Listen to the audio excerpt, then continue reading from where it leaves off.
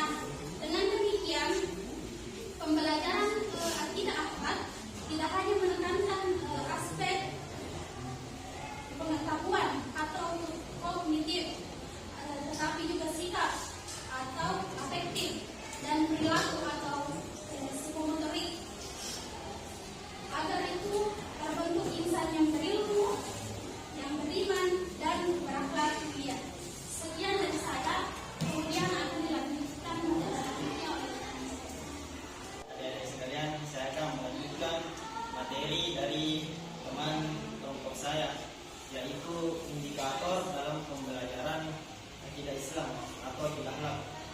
Sebelumnya saya ingin bertanya tentang pengetahuan dasar adik-adik sekalian. Siapa yang di sini sudah mengetahui apa itu indikator?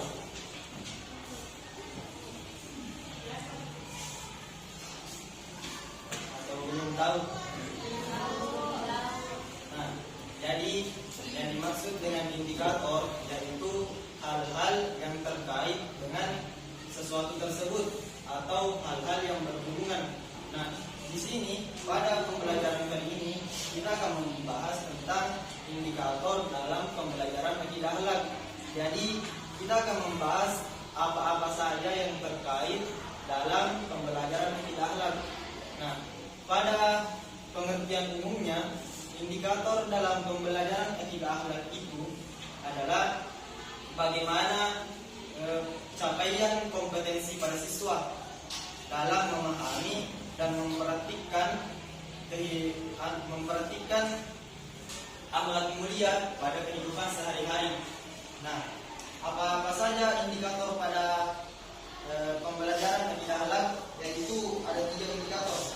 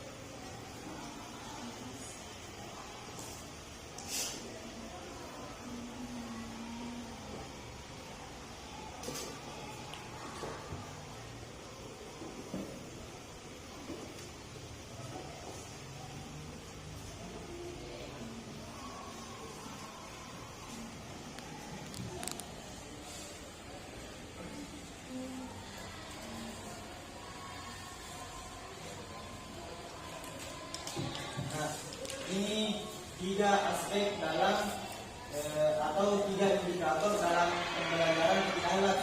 Yang pertama yaitu ada yang dinamakan dengan aspek akidah atau keimanan. Yang kedua ada aspek akhlak atau perilaku. Nah, yang terakhir yaitu ada aspek aplikasi atau pengalaman. Nah, di sini yang dimaksud dengan aplikasi yaitu bagaimana cara penerapannya nanti. Nah, kita bahas yang pertama terlebih dahulu, yaitu aspek akidah. Nah, aspek akidah itu meliputi sepengetahuan kita tentang apa itu akidah, bagaimana pengertiannya dengan benar, bagaimana cara mengetahui apa itu rukun Islam, rukun iman, serta kalau bisa ditahu tentang dalil-dalilnya. Jadi aspek akidah itu meliputi keimanan ataupun ilmu pengetahuan kita. Setelah kita mengetahui sesuatu tentang aspek akidah atau keimanan, maka kita pindah ke aspek akhlak, yaitu perilaku. Biasanya ketika seseorang sudah mengetahui pengertian akidah Islam atau akidah akhlak, maka dia sudah bisa mempraktekkan dalam perilakunya sehari-hari. Contohnya, sudah mengetahui bahwa yang ini salah, berarti dia harus mempraktekkan dalam perilakunya tidak melakukan hal tersebut. Begitu. Jadi perilaku ini mencakup bagaimana perilaku kita dalam sehari-hari. Nah, yang terakhir itu aspek aplikasi atau pengalaman. Nah, setelah mengetahui ilmunya akidah Islam atau akidah akhlak, nah terus sudah diterapkan dalam perilaku. Nah, disinilah yang terakhir yaitu pengaplikasiannya. Maksudnya apa dalam pengaplikasian? Mampu mempraktikkannya dalam kehidupan sehari-hari. Ilmu, yang pertama tadi ilmu. Ilmu itu bisa mengubah perilaku, dan perilaku itu yang diaplikasikan ke kehidupan sehari-hari. Jadi kita itu harus belajar ilmu yang bermanfaat atau berguna. Karena kenapa? Ketika kita memiliki ilmu yang semana-mana saja, pasti akan tidak baik juga hasilnya. Begitu. Nah, itulah tadi tiga aspek dalam pembelajaran akidah akhlak.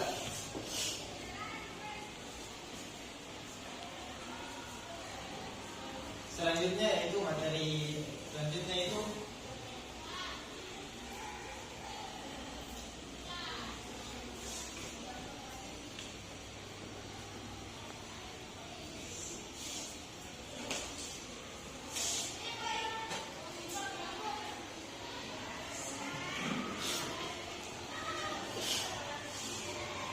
kegiatan pembelajaran akidah akhlak.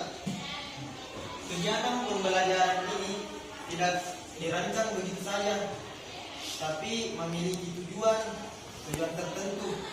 Contohnya pada kegiatan pembelajaran akidah akhlak, di sini siswa ini diajarkan bagaimana cara berperilaku yang baik, seperti jujur, disiplin, amanah, rendah hati, sabar, ataupun berbakti kepada orang tua. Pasti nih di sini semuanya ada semua itu sifat, karena di sini kan DDI Darul Dakwah Indonesia tidak mungkin bertolak belakang dengan apa yang ada dalam pembelajaran akidah akhlak. Di mencakup 3 bagian juga, yaitu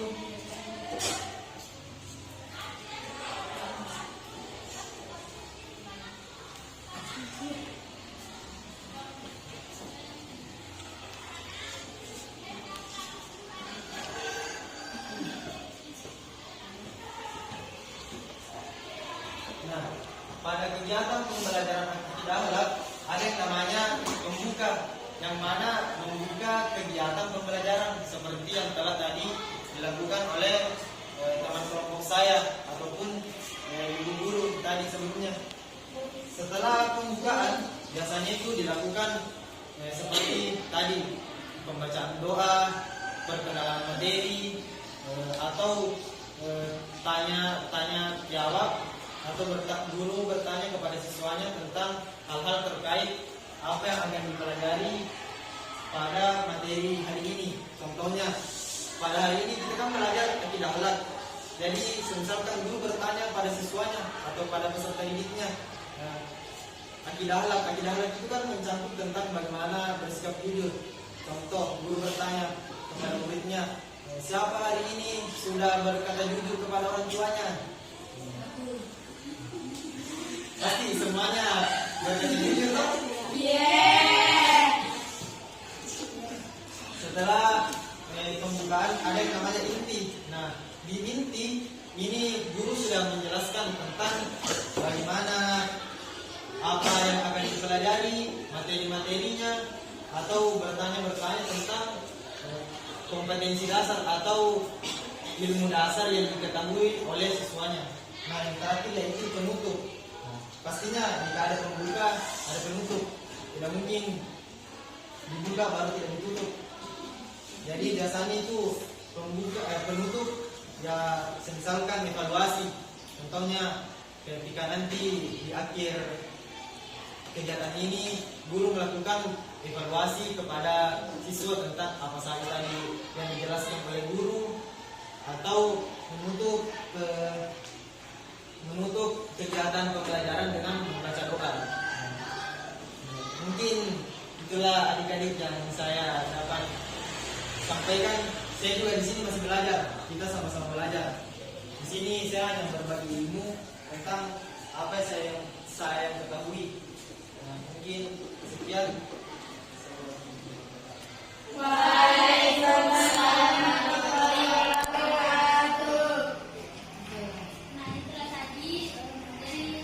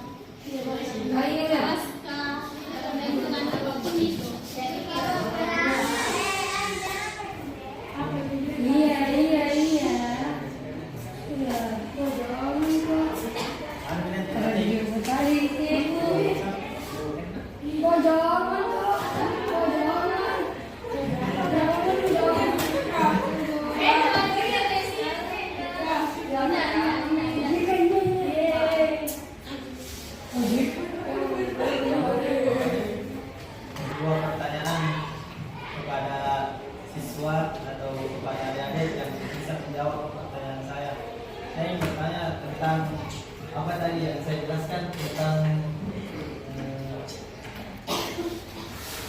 aspek akhlak atau perilaku.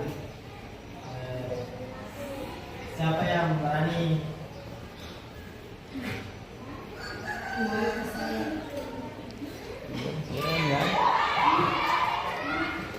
berbicara kepada temannya perilaku jujur apa yang pernah dilakukan, perilaku jujur apa yang pernah dilakukan hari ini.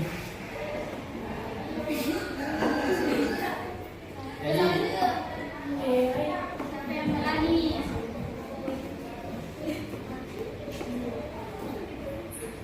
masa belum ada berkata jujur hari ini? Ya, yang ada. Siapa yang berani maju ke depan menjawab nanti dikasih IG-nya kakak saya bukan Instagramnya apa soalnya itu kan aku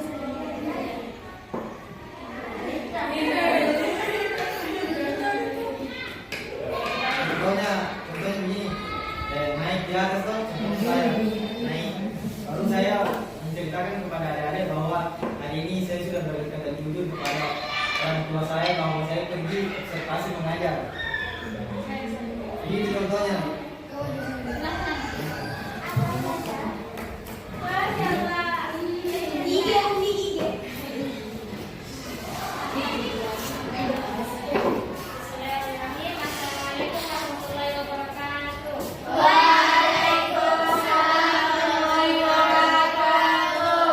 Perkenalkan, nama saya Naima, saya dari Kelas 8B.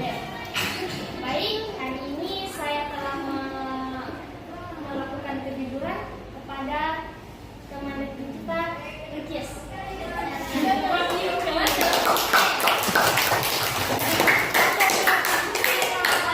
Tadi subuh saya pergi mandi di WC.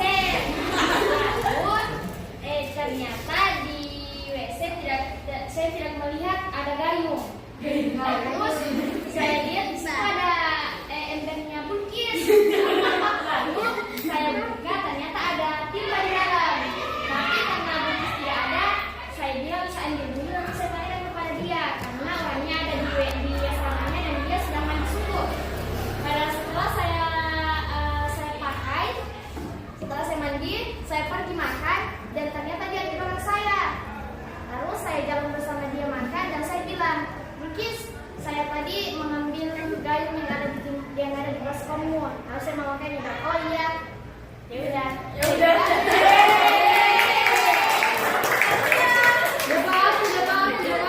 Assalamualaikum warahmatullahi wabarakatuh.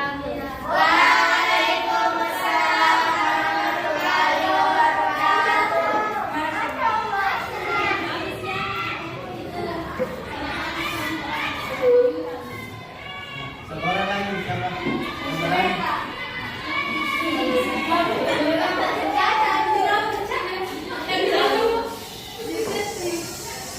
Assalamualaikum warahmatullahi wabarakatuh.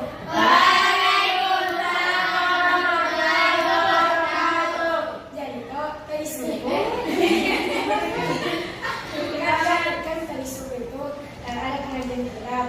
Terus ini kok saya kak akibat kak tadi ini ibu kita kak kerja sekali sebesar-besar yang saya akan kita ada bilang tadi menjadikan kasih pemilu baru menulis di kertas kak karena tidak dapat yang kedua karena menentukan dan bisa cari kitabnya bahwa sudah nyutur ya menulis di kertas kak tapi toh jujur sama kata pengontrol ibu bila itu kan kitabnya bukan apa yang dapat kitab yang ditulis tapi sebenarnya kita dalam kitab kak itu sih.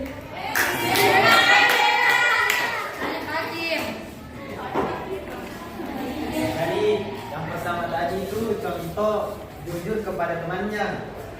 Yang kedua tadi jujur kepada Kakak.